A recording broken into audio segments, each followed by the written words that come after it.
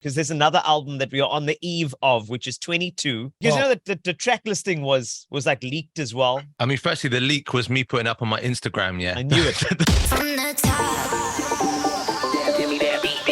The KFM Top 40 with Carl Wastie. Your 40 biggest hits Across the Cape. Craig David, it is an honor to chat to you once again, because the last time we chatted, it was a really, really great journey for my side. There was a lot of nostalgia, still is, around what your album Born to Do It did. But now we move on, because there's another album that we are on the eve of, which is 22. You got to be super excited right now. I've got to say that it's funny because when you talk about Born to Do It, the title of the album 22 is, on one hand, 22 years since that first album. But then also it has a very, if anyone's into angel numbers or numerology, there's a symbolic meaning behind 22 and it being a master builder number and recognizing that to be of service, what is the actual point? What are you doing? What's the foundation you've built to now do the work? Yeah. And I kind of felt like that's kind of what this album is. It's gone full circle. It's got all the feels of Born to Do It, but it's not trying to be Born to Do It, because I feel like I use that as my reference point, Born to Do It, because it was all my youth, all my childhood, all my dreams and aspirations always on the album. And I kind of feel that same childlike way with this. I'm not making it a serious thing. It's like, yo, let's just go in the studio and make some tunes, just have some fun. And now we got a collection of songs that feels like, if I had to play Born to Do It and I played this album, I'd be like, nah, they can stand with each other. They're good. I mean, that's bold, because you know what Born to Do It did. I think, when it came out, I think it was an MTV. It was like the best album of all time, and I think that Born to Do It stood at number 2 on that list. So what you're saying now is a huge statement, which excites me, because your album is always unique. It's got a ballad. Then suddenly when you're serenading and you got the ballad in, then you're like, wait, but I'm feeling a vibe here. I've got what? And then suddenly there's a garage sort of thing thrown in, which is like sort of the roots coming through. I think that's the exciting thing about an album, is that some people use it as to tell a story from track 1 all the way through until track 12. For you, it's like an art gallery for me. The way you explain that, especially visually as well, because literally there was that moment of the ballad and then the groove, the bounce that you had was the right bounce. It wasn't them kind of like hands in the air trying to go like EDM, right? It was a bounce to it, for the up tempo. Yeah, I think that again, I was so influenced by obviously garage music.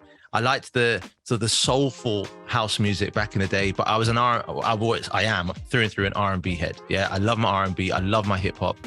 So to have that common thread all the way through, I felt like, look, I can touch on the garage, I can touch on the R&B, I can touch on a straight down the road, Walking Away, which is more of a pop record, right? Rock side.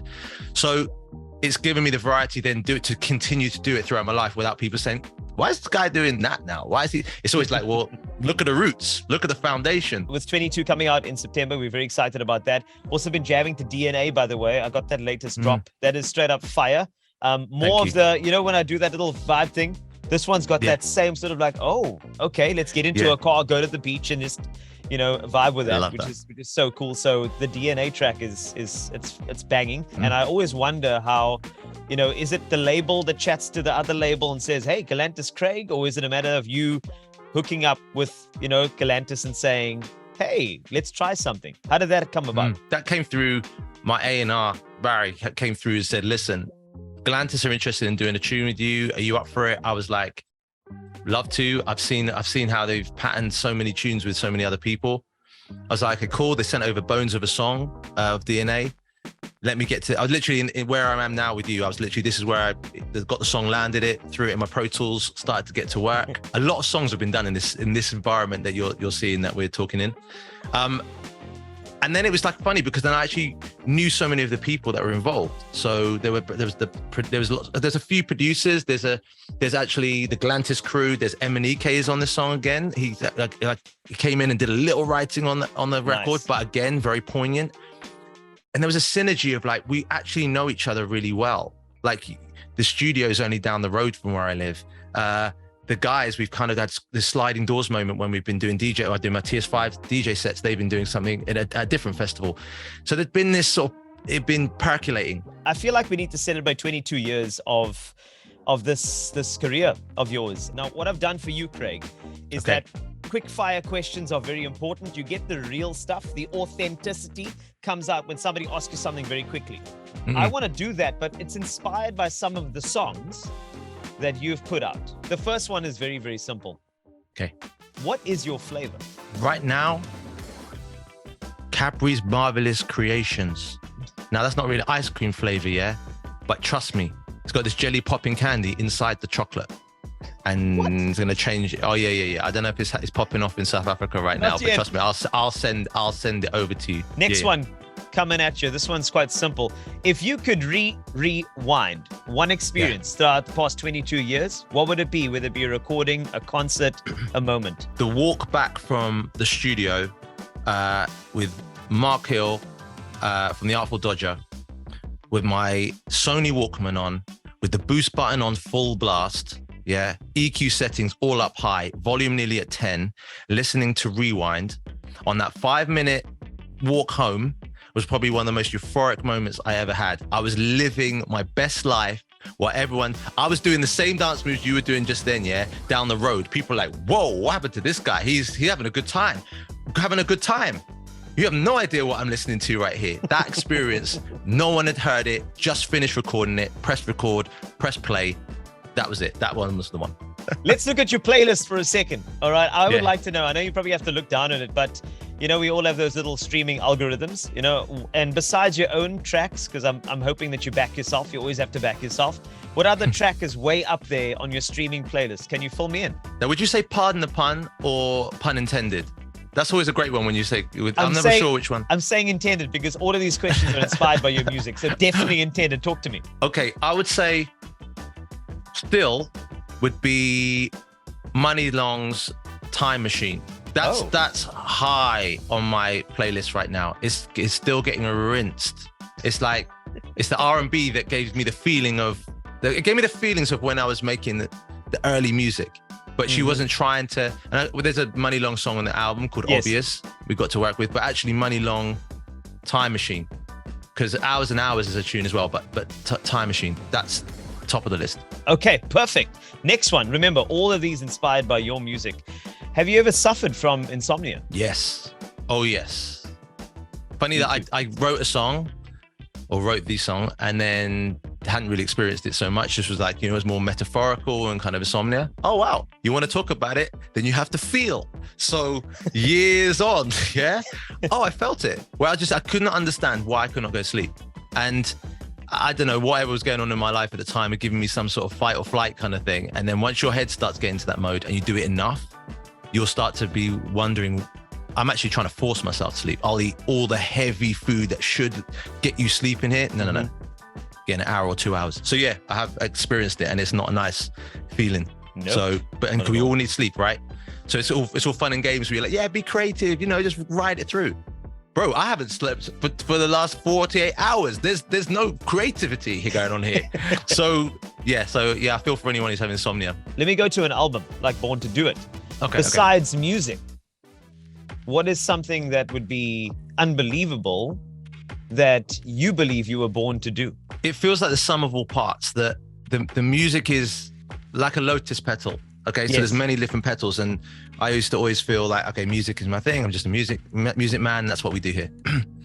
Then I realized that actually being able to connect with people through my words. Now that might be writing a book and putting it down on paper, or it might be just being able to speak to people. I realized that actually all of the foundation work through music actually is now to be of service, in the sense of music is a form of healing. Yes. There's actually a choir, a dementia choir we have here in the UK, where they've taught people who are suffering with dementia. And imagine, you're not remembering names of your family members, but yet you're remembering songs, and then going out and actually singing those songs. It was huge. It's like, wow, you can recollect a song, but you wouldn't remember what you said 10 seconds ago. Yeah. It shows you how healing music is. So, wow, that's one thing. But then also to then go out there and to speak my truth. So I guess it's being of service, but to be super authentic, as you said, and recognize that this whole thing has been about trying to connect people and build beautiful relationships and help people along the way. So I guess that's my arcing thing. And also, even when we do Zoom calls like this, I don't see, I love when we're talking because I get to know you. We're building a relationship. I love that, man, because otherwise it all becomes a means to an end. It's like, okay, let's just do the chat thing and we'll promote this song. We'll talk about the album. We'll keep it moving. Like and I'll see you next time. No. I'm vibing with you, Carl, man. You know what I mean? We've got a rapport. And that, for me, I think doing that in life, you start to build a really beautiful myriad of different relationships and experiences. So yeah, it's being of service. It's once you get to a level, now the work begins. Cool. We're seeing that you got the net worth, yeah? Cool. Let's redistribute that back out into the world. We see you like that color. Okay, let's see the color everywhere. Let's go.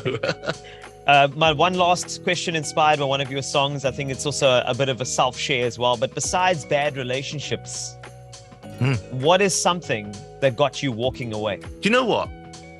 I'd say, see, it's always kind of relationships, like it's a relationship with something, yeah? So it's a relationship with someone or it's with something. I feel that my way of seeing the world and maybe seeing relationships has shifted to the point where, okay, I'm trying to do this in a way where it's not specific about anyone in particular. So they're like, oh, what's that? Is that? But again, walking away, the song, I wrote the song. It was very much, I was going through this sort of situations, but I was so young. I can't say that it was like the deepest thing, but years on, I experienced those moments, and they are the hardest moments when you know in your heart that you love this person or you're really into this person, but you know it's just not working. You know you're rubbing up more on an 80% not working, 20% is cool, and that ratio is never really a great place to be in. So to walk away from any relationship, but I now honor it, and anything that I feel that's not doing me a disservice, I do it a lot quicker now. So I know it's a bit of a generic and I didn't really kind of lock in, but it's anything that's making me not sleep at night. To go back to insomnia, I know I have to deal with it and face up to it quicker than later, because that's where all the depression and problems start, because we don't enter it. Look, you know, we covered some very good bases, because the thing is 22, the spirituality behind the number, and of course the album coming out in September. We're looking forward to that. Also DNA, banging. It's amazing on KFM 94.5, doing so well. The one thing I didn't get to, and that is your book. And I know it came out in May, and I just want it to be available in South Africa ASAP. Hey? Not out yet. September. It's not out yet. No, in September. October 6th is when it drops. In a nutshell, so we can get into the 2 minutes that we've been given. What's your vibe, Craig David? This book, what is the vibe? I felt we touched a lot of the things I talk about in the book. There's many anecdotes and stories that I feel that anyone who's been with me on the journey musically will relate to, and moments of, oh, I didn't know that. That's how you felt, or that's what happened. But I think more importantly, I didn't want to just write a memoir or a biography, because I feel there's someone else out there who can do a better job of that. The people who do the stuff on Wikipedia, trust me, they can write one better than me. They'll know all the intricate things. This color, I think I had colors I can't even remember, right? But this book, I just wanted it to be something that people could lean into again and see some of the life lessons that I've experienced, as well as the stories. And it may resonate with some of the things that other people are experiencing. So maybe they can take some advice or take something away from it that may help them in some way in their lives. So What's Your Vibe is all about how do you feel rather than what are you thinking? Because I think that's the most important thing. How you feel in your heart, how you feel about this, and your intuition and guidance. And it's all about that, because every time I've followed my intuition, upon the album even titled Follow My Intuition was because of that. It was leading to this book. I found myself in the right place. And when I've overthought something, sometimes it can take you down a bit of a dead end. So I can't wait for everyone to see it. It's the most vulnerable I've ever been. But I'm very open to it. I want to share my stories now. I can't wait to see the story in October. I can't wait to check out the album in September. There are so many things to look forward to from your camp, Craig David. So also a couple of mixes, TS5 vibes. Goodness, you know, you've got so many facets to you. And I think that this is why we need an hour to chat. But for now, I just wanted to say thanks for your time and for your honesty. And more importantly, this word, your authenticity. I can feel it and I appreciate you, brother. All right, you know what? I appreciate you too. We share the same love. We're both out there doing our thing. We're both doing our mission, and I love that we came together. Enjoy. Craig David on the KFM Top 40. Brother. My brother. From the top. The KFM Top 40 with Carl Wastie. Your 40 biggest hits Across the Cape.